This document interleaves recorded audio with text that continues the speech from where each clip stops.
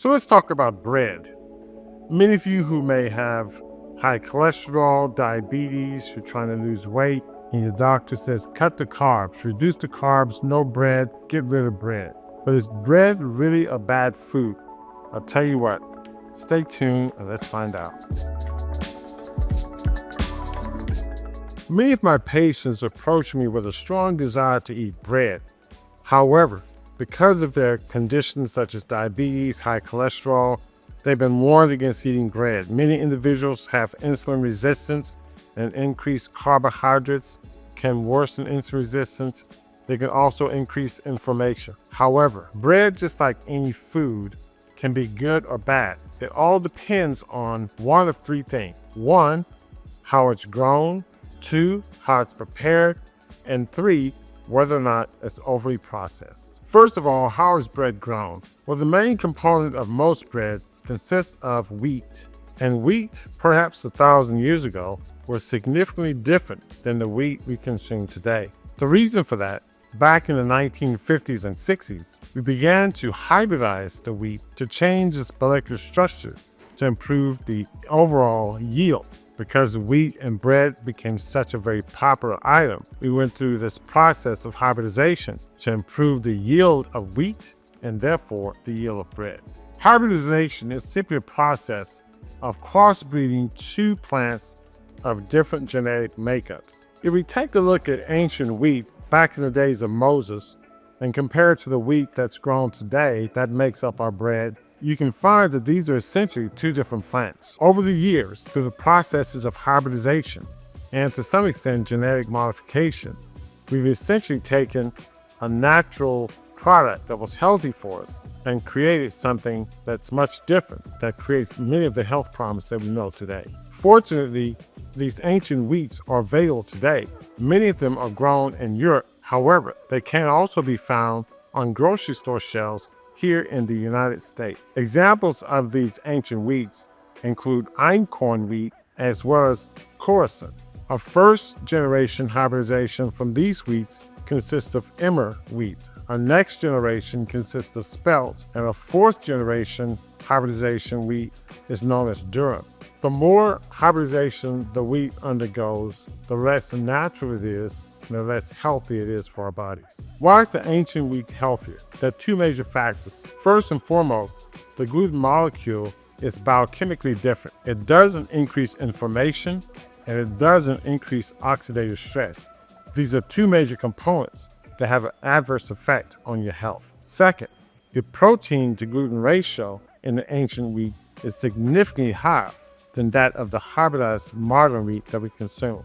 This creates a lower glycemic index and make it a healthier food to consume altogether. The next important factor is how the food is prepared. In the case of bread, a key preparation technique is creating a dough and allowing the dough to rise so that it can then be baked into the final bread product. Creating the bread dough and allowing it to rise is an important component of the preparation. There are two major ways this can be done. The more traditional way, perhaps the more ancient way, is a fermentation of bread. Historically, many bread bakers would use a sourdough starter and allow the bread to ferment for perhaps 24 to 48 hours. This is a slow process where bacteria allow enzymes to break down the bread molecules to release enzymes, vitamins, and minerals. A second process uses yeast. Now, yeast is a faster process in which the bread is allowed to rise. However, many yeast organisms are processed and are not natural. Some are chemicalized, and this fast, rapid rising of bread does not allow as much release of proteins and minerals as the fermentation process may do so. The science is not very strong. However, there are limited studies that suggest this fermentation process has an advantage over use of yeast. The last part of our bread preparation is combining the ideal preparation technique with the ideal wheat structure. If you take the ancient wheat and if you ferment it in a traditional manner, you have then the release of many proteins and vitamins and minerals in this optimally grown wheat product that would then give you an optimal bread product that's nutritious, anti-inflammatory, and healthy. Most breads that we're exposed to today use the rapid yeast formation in a hybridized wheat product. So then you have an inferior preparation technique and an inferior wheat product that gives you a final inferior bread product. The third aspect of bread is whether or not it's overly processed in its final preparation. If you look at a whole grain molecule, it has three major components.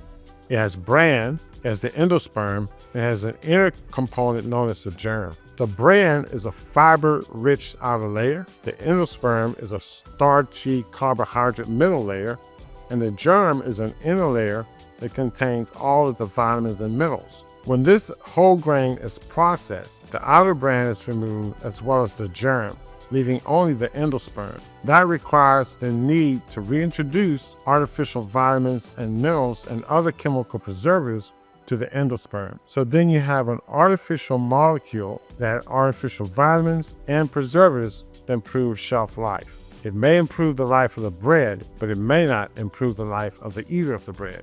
On the other hand, our naturally grown bread out of the ancient wheat that's fermented in a natural way doesn't require the same processing. In fact, once it's stored ready, the whole grain undergoes no processing. So the whole grain remains intact, and in fact, the vitamins and minerals through the fermentation process are released and made more available for digestion. So when this bread is consumed, it has a natural health effect as opposed to an adverse health effect.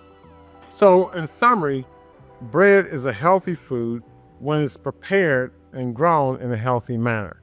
In essence, if you consume bread grown from the original wheat that's fermented in the natural way and not overly processed, you can enjoy bread with all of your meals and also enjoy the health benefits from the bread itself. I hope this was very helpful to you, and until next time, take care. Thanks for watching.